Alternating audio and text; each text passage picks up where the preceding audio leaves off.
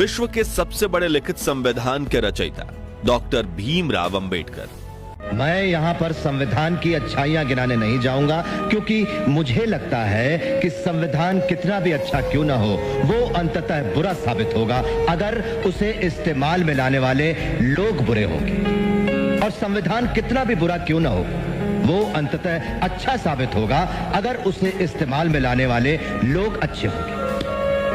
जिन्हें अपने बचपन में घोर जातिवाद का सामना करना पड़ा, अपने स्कूल में उच्च वर्ग के विद्यार्थियों से दूर जमीन पर बैठकर पढ़ना पड़ता था, जिनके अपने बाल अपनी बड़ी बहन से कटवाने पड़ते थे क्योंकि गांव का कोई नाई इन्हें हाथ लगाकर दूषित नहीं होना चाहता था, और जिन्हें समाज की इस घिनौनी विचारधारा की वजह से अपना सरनेम सकपाल से बदलकर अंबेडकर करना पड़ा था।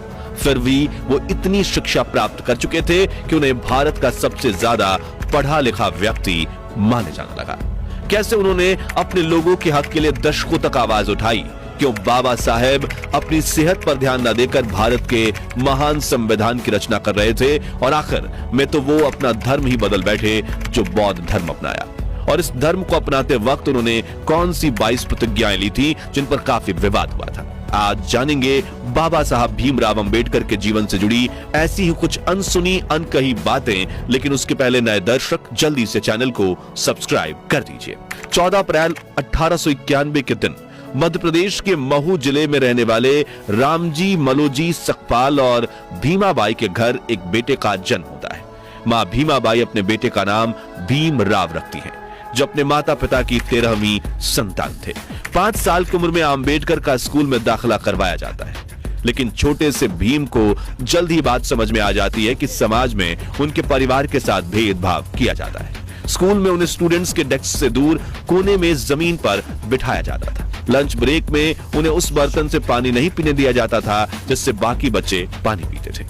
उनके बचपन से जुड़ा एक आंखों में आंसू ला देने वाला किस्सा यह है कि एक बार भीमराव और उनके बड़े भाई को गर्मियों की छुट्टियां मनाने के लिए गोरेगांव जाना था, जहां उनके पिता कैशियर की नौकरी करते थे। दोनों भाई ट्रेन में बैठकर गोरेगांव पहुंच जाते हैं, लेकिन काफी देर इंतजार करने के बावजूद उनके पिता रामजी सकपाल उन्हें लेने के लिए स्टेशन नहीं पहुंचते। भीमराव और उनके भाई ने साफ सुथरे कपड़े पहन रखे थे और उनके चेहरे पर मासूमियत झलक रही थी। जो देख स्टेशन मास्टर इनके पास आकर पूछता है, तुम कौन हो और कहां जा रहे हो? तभी भीमराव बिना कुछ सोचे समझे ये बता देते हैं कि वो महार जाति के दलित हैं, जो सुनकर स्टेशन मास्टर के चेहरे के भाव बदल जाते हैं और वो इन्हें बिना कुछ कहे वहां से चला जाता है। कुछ देर बाद दोनों भाई अपने पिता तक पहुंचने के लिए एक बैलगाड़ी किराए पर लेने की सोचते हैं, लेकिन बैलगाड़ी चालकों तक की भी बात पहुंच चुकी थी कि ये लोग अछूत और अस्पृश्य वर्ग के हैं।